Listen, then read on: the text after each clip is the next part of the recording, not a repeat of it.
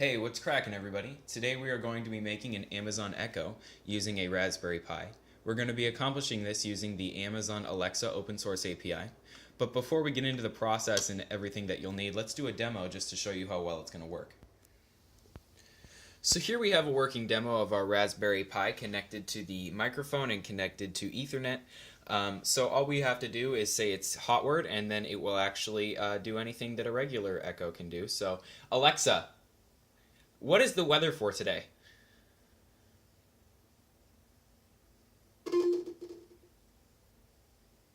Santa Clara, it's 55 degrees with showers. Today's forecast has rainy weather, with a high of 57 degrees and a low of 54 degrees. The first thing that you're going to need to make your Amazon Echo Raspberry Pi is you're going to need the Raspberry Pi board itself. Then to actually take the input commands, you're going to need a microphone. After that, you're going to need a way to connect to the internet. We can do this either using Wi-Fi with this Wi-Fi dongle right here, or Ethernet if you're able to. If you have a newer Raspberry Pi board, such as the Raspberry Pi 3, this is not necessary. You won't need a Wi-Fi dongle because it actually comes with a Wi-Fi antenna built in. However, this is an older model of Raspberry Pi, and it does not have that, unfortunately.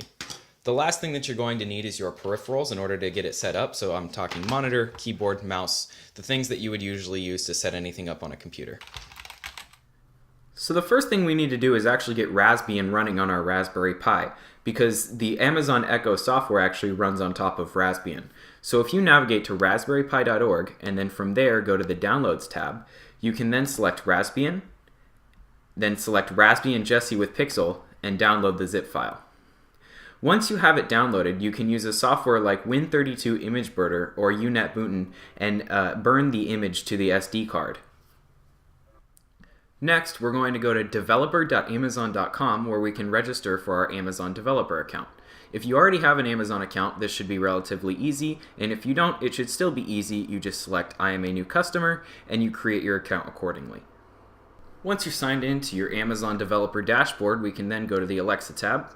Once we are at the Alexa tab, we can then go to Alexa voice service, get started, and you'll have a button option to select the device, and this is where you register your Amazon Alexa. So as you can see, it fills in my name, and then I give my device an ID. So I'm going to call mine Pi Alexa, and display name Pi Alexa. And I've actually already filled one of these out, so we're just going to go to the one that I've already filled out in order to make this a little bit easier. So let's get started. Okay, select my Pi Alexa device, and as you can see, I have Cameron D. Hart Pi Alexa as my device ID, and the display name is Pi Alexa. Here is my security profile. These are the client secret IDs. That's why they are blurred out. You will have your own secret IDs. You're going to want to go to the Web Settings tab, and then you're going to want to enter this as your local host, and this is your return URL. You can select Edit, and you can add these, or they will be automatically add boxes for you because you don't have any there. So once you have these in there, these will be in the description as well. Then you can move on to your next tab. I just gave it the default image that it gives you. However, you can upload any image to show that this is your project. The category, I put it under Other. The description is just the Alexa voice service sample app test. I never plan to commercialize this, so I just gave the longest to be determined and 0 devices commercialized.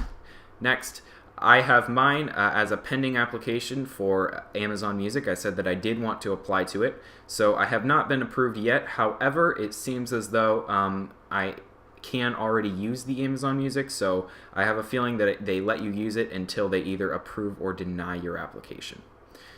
Once we have our developer account taken care of and we've created our profile for our Pi Alexa, we need to go to the AVS-sample-app GitHub page for the Alexa. To get there, all I searched was Alexa GitHub Raspberry Pi, found it as the first link, and bam, I was here. This is the repository for all of the Alexa code that is supposed to run through the AVS sample app, and we're going to run it on Raspberry Pi. So let's select Raspberry Pi. We are brought to our step-by-step guide on how exactly to do this. And since we're doing it in this video, just stay on this page for now, and we're going to come back to it once we have our Raspberry Pi set up with keyboard, mouse, and monitor to actually configure everything. So now that we have our Raspberry Pi booted up into Raspbian from our image that we burned, let's open up a terminal window like I have done here, and we're going to run some git commands in order to actually get our Alexa repository. So the first thing, oh, before you do this, make sure that you are connected to the internet. If you're not connected to the internet, then you won't be able to actually pull any of the files down. But I am connected to the internet, so let's actually run some of these git commands here. So the first one that we're going to run is we're going to actually cd the desktop, so let's do that. So cd desktop. Now that we're at the desktop, we're going to run git clone, and these will be in the description too, and they are on the GitHub page, https://github.com/alexa. So basically what this is doing here is this is going to go to this server, right? It's going to go to this web page and pull everything down from the web page that it needs in order to run, which is great. That's the great thing about Git. So sample app.git. Okay. So now you would run this command and it's going to create on your desktop, because we've cd'd into the desktop, it's going to create a file called alexa-avs blah blah blah. I already have one on mine, so we're not going to do that, but we will do the next one.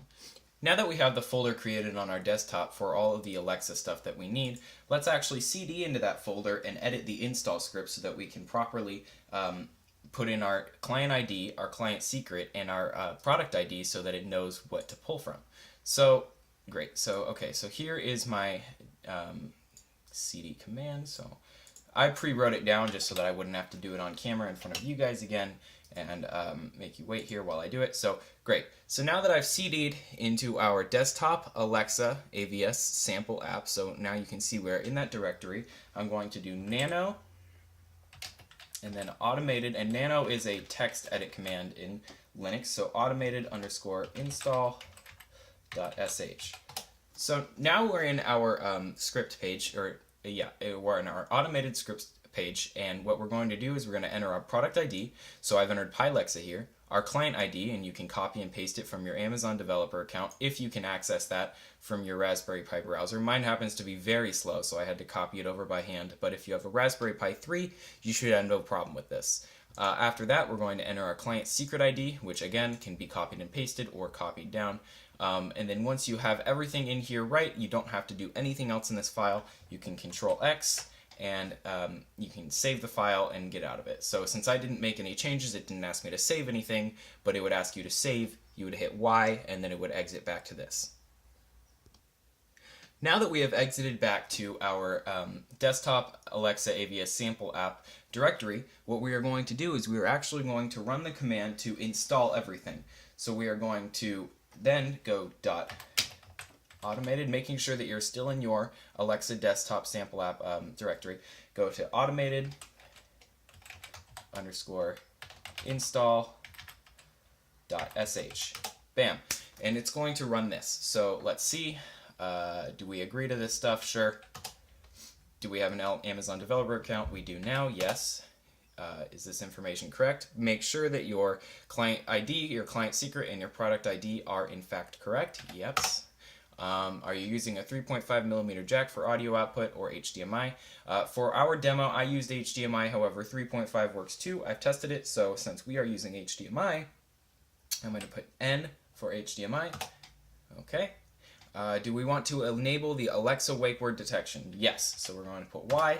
Great. And now it's going to run through this. This takes quite a while, so we're going to pause the video and come back once it's ready to go.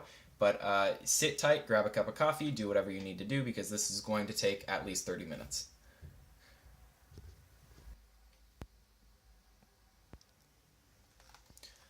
All right. Now that our install script is done running, we have 3 separate terminals that tells us to run 3 separate scripts in. And it has to be done like this, and it has to be done in order, or else the Alexa service may not work properly. So we're going to go to File, New Window, and open up our second terminal window. Here we are going to copy the first service, which is the companion service. So we're going to copy starting at CD and ending at the start. Copy. We want to paste that right in here and run it. Great.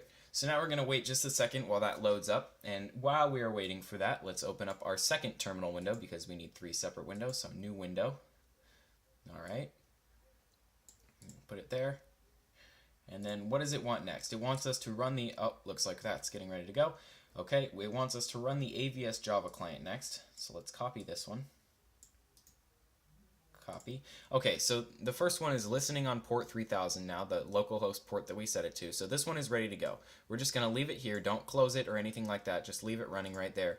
Now the next one that we're going to have to do is the Java one. So let's paste that and let it run. Now in my experience running on a Raspberry Pi 1, this one tends to run a little bit slow. It takes a couple minutes to fully get started. So when it's ready to go, I'm going to come back and we're going to continue with this. Alright, so now that everything is loaded up and we're ready to go with our Java one, it's going to say log in to register/authenticate your device. So it wants to open up a URL. Let's select yes, and now we're going to give it just a second. Okay, so once our browser has opened, we're going to be greeted with a privacy error. It's going to say your connection is not private. Don't worry about this. This is supposed to happen. Hit advanced and then proceed to the local host. Alright, now we are on the Amazon page after selecting to proceed to the unsafe link, and it's asking me to continue to sign into the Alexa security profile. Now, the reason why it's asking me to continue and it's asking you probably to sign in is because I'm already signed in. So just sign in, hit continue or hit next, whatever it is, and you should be good to go. So we'll hit continue and let this load up now. Alright, now we are greeted with a page that says device tokens ready. So once you get to this page, you are ready to go here, so we can minimize our Chromium tab. Alright, and it says OK when finished, so we'll hit the OK button now that we are finished. Great, and we should see this populate with our token in just a second. There we go. Great, and now we're going to run the last thing. We're going to run the wakeWordAgent.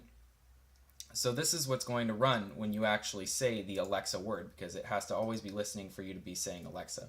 So we're going to copy this. However, if you want to test it now, you can actually test it by hitting this listen button and speaking into your microphone. The Alexa should work, but it's not going to work just by saying Alexa.